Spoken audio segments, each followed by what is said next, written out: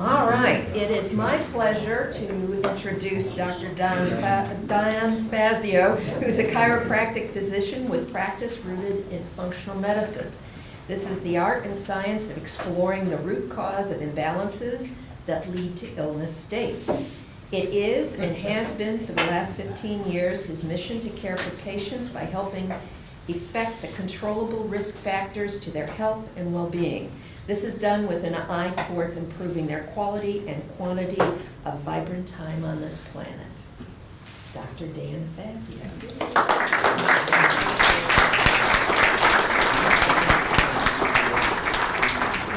So let's talk about the brain. So I'm here today to talk about neuromodulation. But before I delve into that, let's get into some of the background of what we've seen pushed to the forefront of neuroscience in the last couple decades. And when I say neuroscience in this room, I see a lot of people perk up because I know there are many people who are practitioners and or consumers, participants of neuroscientific information. So broadly speaking, in the brain, we've for a long time thought of form and function being related. We could even imagine a pictorial graphic which shows the brain and its different lobes or sections, right? We think of the frontal brain and its processes, occipital, parietal, temporal. What I'm here to explain today is that our brain actually operates, we've learned, in networks. And these networks are utilized to pull us into different states of being. We've got daydreaming, creative thinking happening in one network. We've got executing happening in another, functional execution happening in another, and switching between those, another section. So I'm going to concentrate on those three today. That's not an exhaustive list.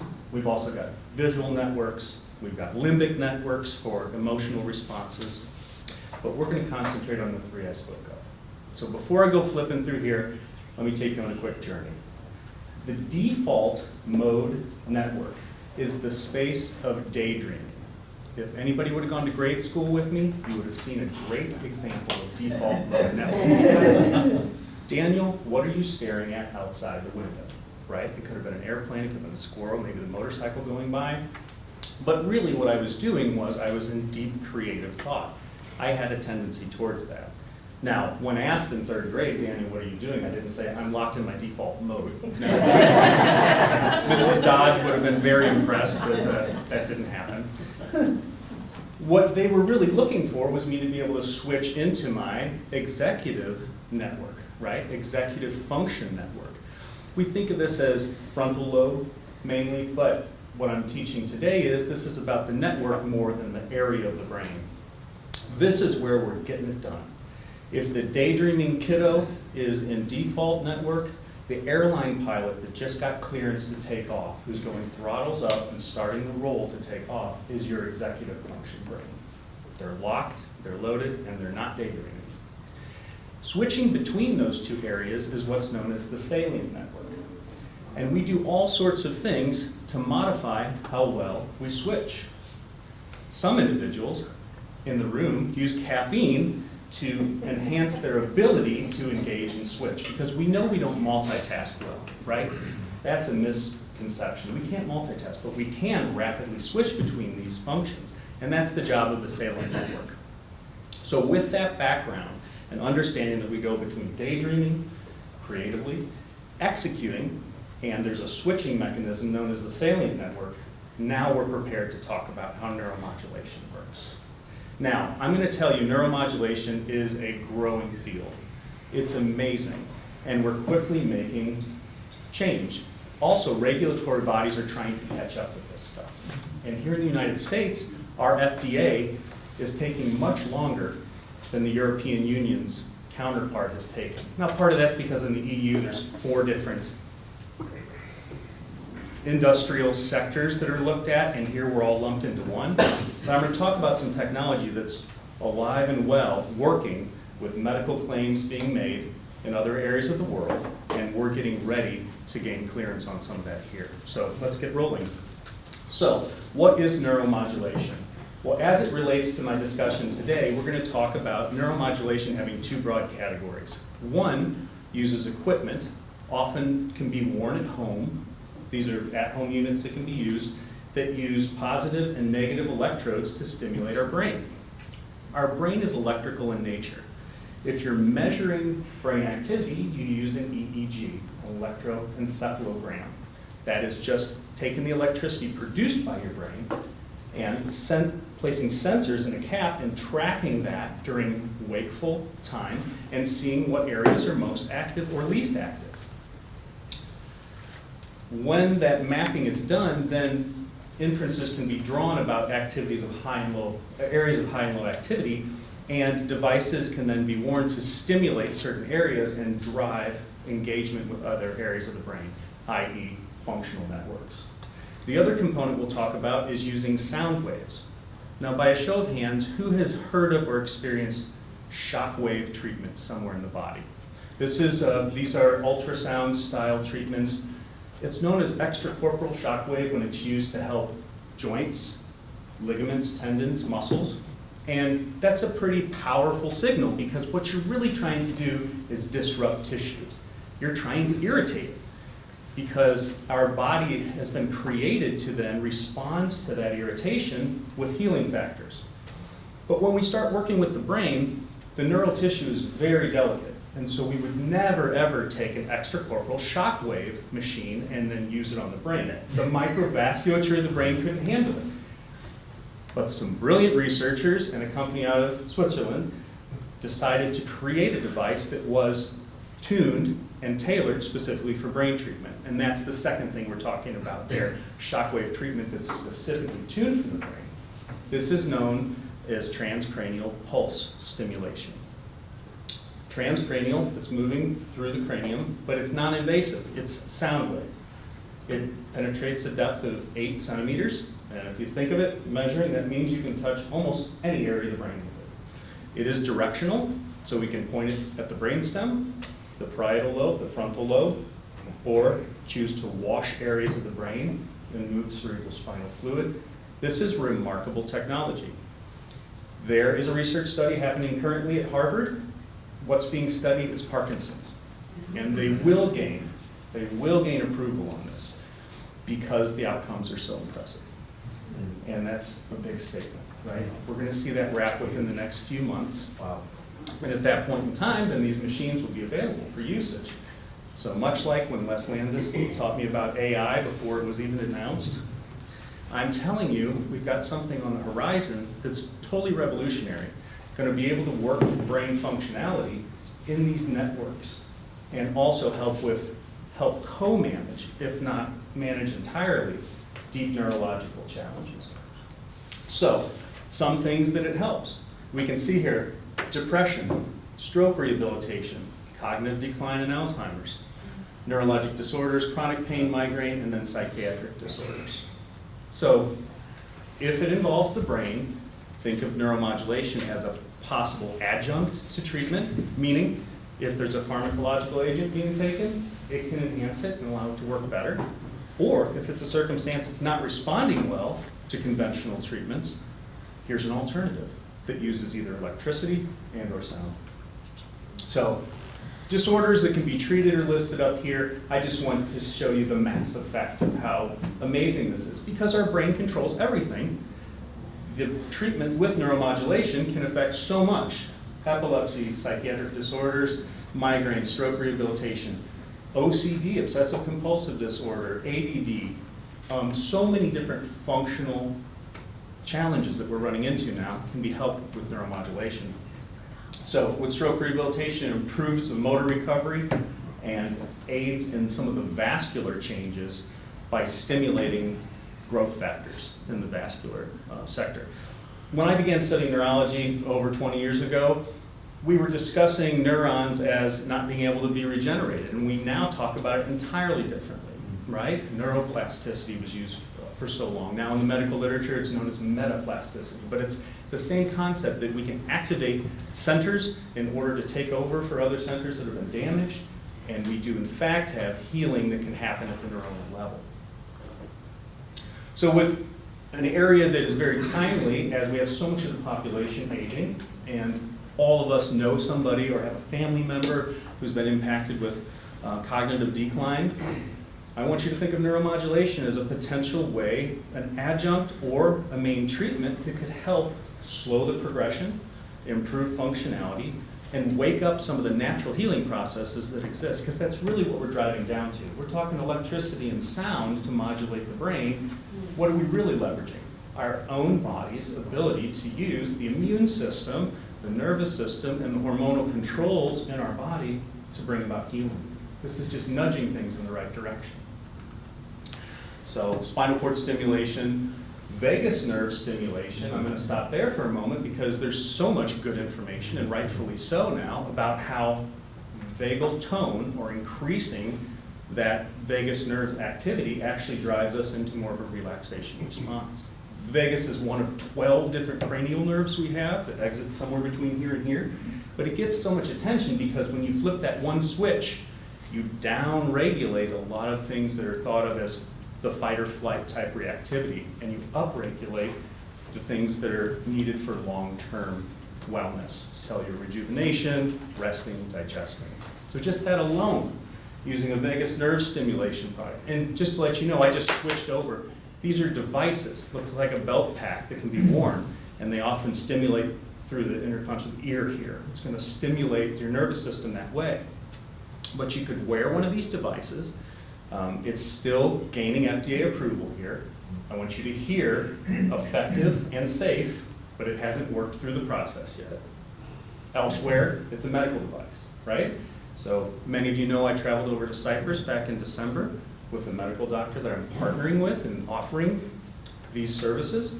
And what we were doing in Cyprus was treating patients. Because Cyprus is part of the European Union, we were using the transcranial pulse stimulator, and we were treating Parkinson's patients, Alzheimer's patients, and getting the hands-on treatment experience we needed, such that when our machine arrives, late summer, early fall, we're ready to rock. So the vagus nerve stimulation device, it's here and available now. I might say to you, I can't make a medical claim on this, but this will engage your vagal tone, and you should notice some beneficial properties from that. Right? So understanding that there are so many different devices, these acronyms will turn you around for years because I still get them turned around, but you'll see TVNS, that's your vagus nerve stimulator. TDCS, that's the device I was talking about you wearing with positive and negative electrodes to shift on these functional networks. And at the bottom, I'm going to jump straight to that, the TPS, the transcranial pulse stimulator, because that is the granddaddy hub machine that we're looking forward to implementing here, okay? So regulatory reality is the FDA, because we're talking about here, regulates devices, not techniques. So each of these devices has to be independently evaluated. And this technology may exist for decades, but only becomes cleared when the device is indicated for a specific issue and then approved as such. So the device I'm speaking of, the transcranial pulse stimulator that's at Harvard, they're going to clear that with Parkinson's, and it has to show positive benefits. Once it's cleared with Parkinson's, though, I can take on patients with Alzheimer's and cognitive decline. I can take on OCD patients, ADD patients, and I'll be able to use that because it's FDA approved, even though it was approved under one specific condition. Does that make sense? Yeah, that's great. And there's the legality of that. It gets tricky when people hear, well, that's a wellness device. It's not a medical device. It just means it hasn't gone through those channels. Now, I'm not saying it's not important for there to be oversight. It's very important. But the bureaucratic component of what takes so long, because we have one entity doing 4, 5, 6 different things here, it's just structured differently.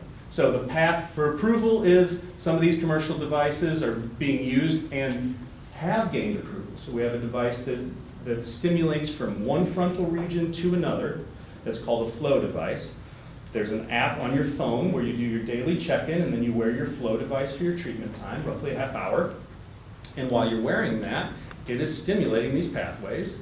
Once you've been approved as somebody who could benefit from this, you're using an FDA-cleared device that's cleared to directly treat depression, and you're doing it each day in the comfort of your own home, walking around with this, wearing this device. I can't think of anything that's more empowering than that. Wow. Yeah. It helps the SSRI drug work better if you're on one of those, a depression drug. If it's an anxiety disorder, it's a different thing. You don't want to stimulate that same pathway. So then you're using the nodes that I spoke of earlier, right? So first we do an EEG, see where the brain mapping's at, then we determine what's right for each individual. Because we think, does depression, anxiety, two sides of the same coin? I've said that before. Well, one side of the coin requires one device, an approach, another approach. But I just want to stimulate thought, raise awareness that neuromodulation, we're seeing on the horizon an incredible boom in what's going to be able to be treated here. And it's empowering to the patients.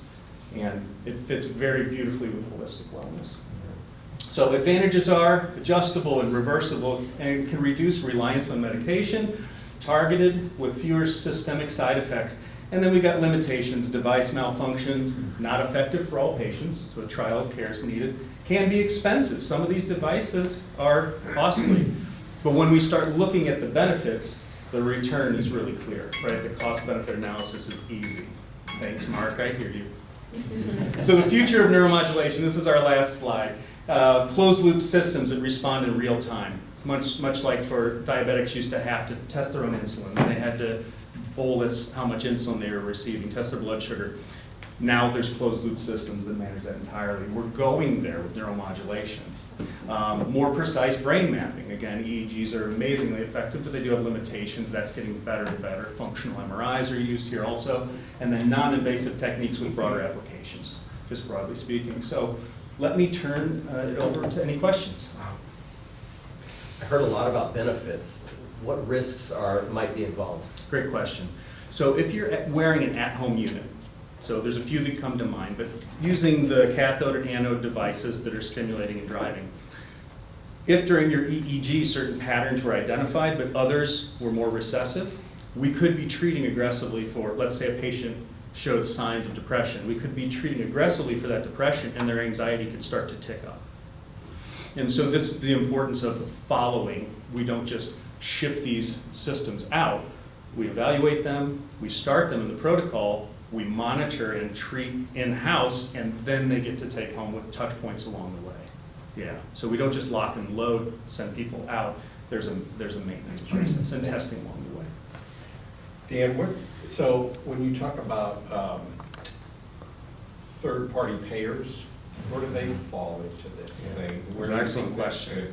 Yeah, at this juncture, most of this, as emerging technologies go, are not going to be covered. Yeah, and if it reduces the use of medications, the pharmaceutical companies certainly aren't going to support it. You certainly are nailing one of the major challenges.